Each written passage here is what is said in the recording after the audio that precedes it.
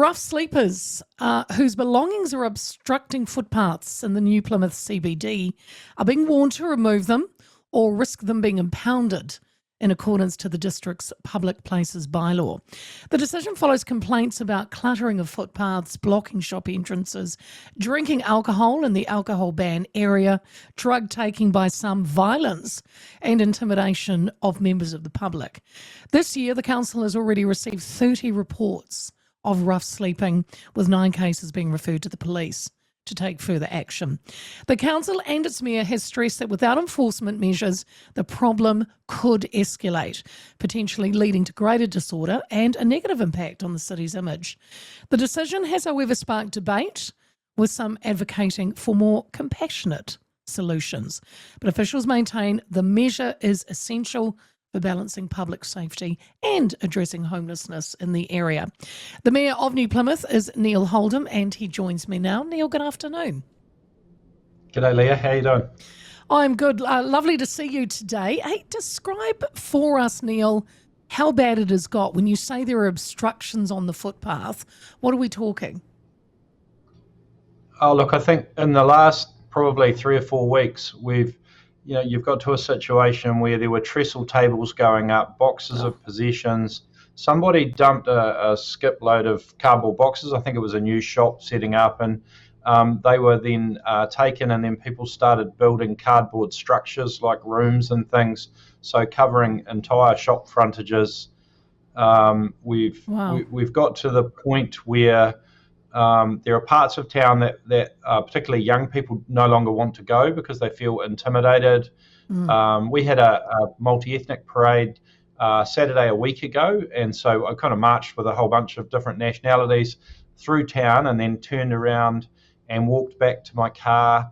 It's midday on a busy Saturday, people sitting there drinking and smoking weed in the middle of town, people swearing and yelling at passers-by.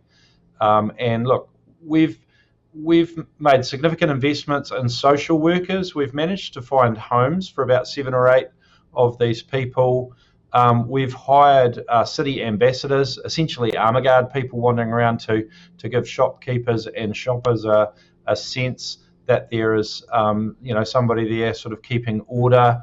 But it's got to the point where we're not going to have a campsite on the footpath in town, and that's what it's become, because what's happened is there are some very vulnerable people there, but there are also some mischief makers that do have homes, and they're coming down there to join the party. They're selling drugs, they're fighting, they're causing mischief because actually they've seen, oh, look, we can take over the CBD, and so we've sent a message that you're not going to store bikes and tables and boxes of stuff, because the CBD is fundamentally meant to be a public place for people to enjoy and to people to go and shop and for businesses to invest and get a return.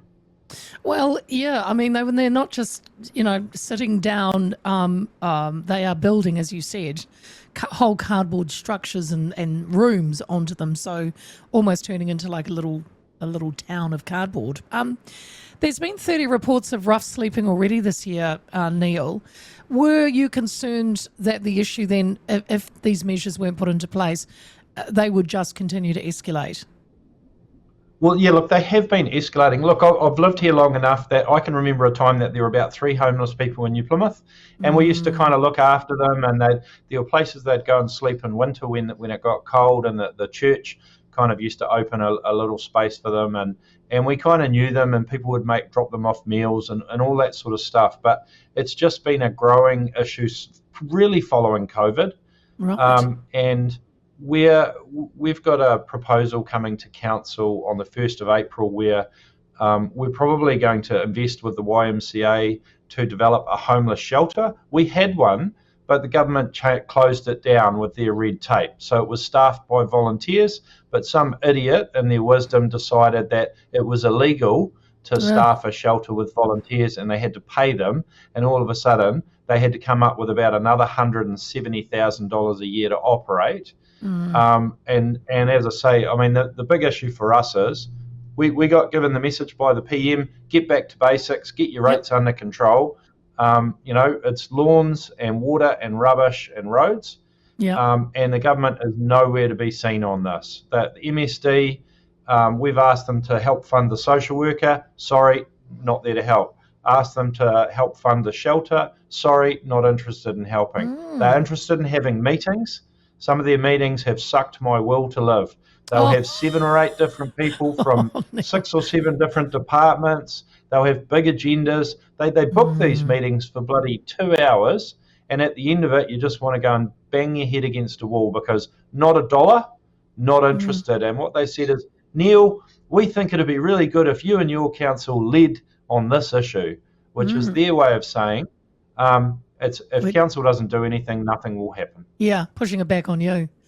Hey, Neil, where do you think, I mean, you mentioned COVID. Where do you think most of these people are coming from? I mean, they're not, coming in from another town. Yeah, look, I think there's a combination of, we know that they're coming out of the mental health facilities in some cases, and the hospital was sending them down to town because there's a place that provides free meals and things and support for people suffering from significant mental health. So we've heard the public sector is basically sending them there. Some of them are coming out of corrections facilities. But look, the deal as well. The price of rent has gone up. I think the average, a 1-bedroom property market rent is probably close to $400 or $350. So the squeeze on rentals and things, and the cost of living, basically people have been squeezed out of housing and onto the streets and into cars. Yeah. The council gave a deadline, Neil. Am I correct to have these obstructions moved, or they will be confiscated? That's 2 days away, a day away? That's deadline? Right. We went and look. We gave them plenty of warning, and they knew we were coming. And as I say, some of these people are legitimately got real problems and quite vulnerable. There's some that are also just taking the Michael, and so we let them know that we were going to go around and serve notice on Friday. So that was done early on Friday morning. Some of them had moved on by then, but then some other people have come in, and then by this Friday we're at 7 days. So we'll go down there, and we've been, look, what I do want to shout out, the one government department that we can always rely on are the police. They are fantastic.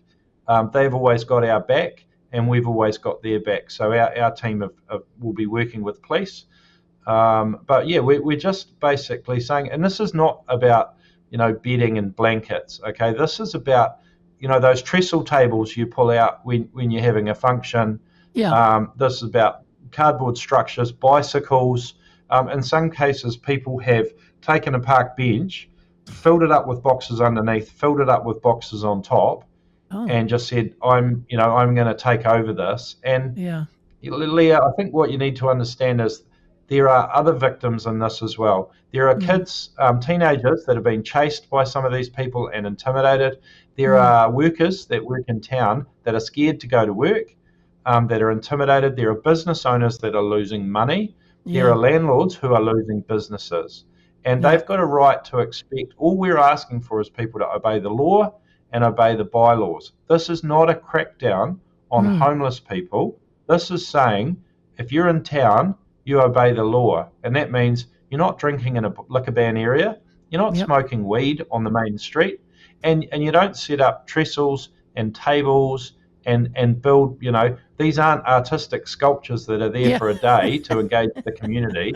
They're basically a way of people saying, hey, we're going to turn your footpath into our campground, and then we're going to sit there and flout all of your laws, and there's nothing that you're going to do about it. And what we've said is, hey, we're trying to help, we're investing in a solution, but at the same time, we've got to protect the people that are investing in town. And it is a CBD, the B in B, CBD is business.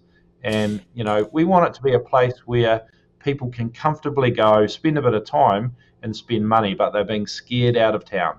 Yeah. I mean, we've had that in Auckland City, obviously, for quite some time. And this government, Mark Mitchell, Police Minister, stepped up police patrols, and I was down in the CBD recently, and this time last year you couldn't pay me to go down there because of that what you're describing. But I was down there recently in the weekend, and I probably saw about 3, sleeping rough people, and they hadn't built constructions. They were just kind of sitting up against and they had the signs and all that stuff. But it wasn't. You didn't feel unsafe and you didn't feel intimidated, and I think that was due to a more police presence, and the CBD was thriving. I mean, it was full, and I totally understand, what you were trying to achieve for everyone that goes into the CBD. Can I just ask? So Friday comes, some of these camps are still built. They get taken down. Are they confiscated? Are they destroyed? And what happens to the police move on the homeless as well?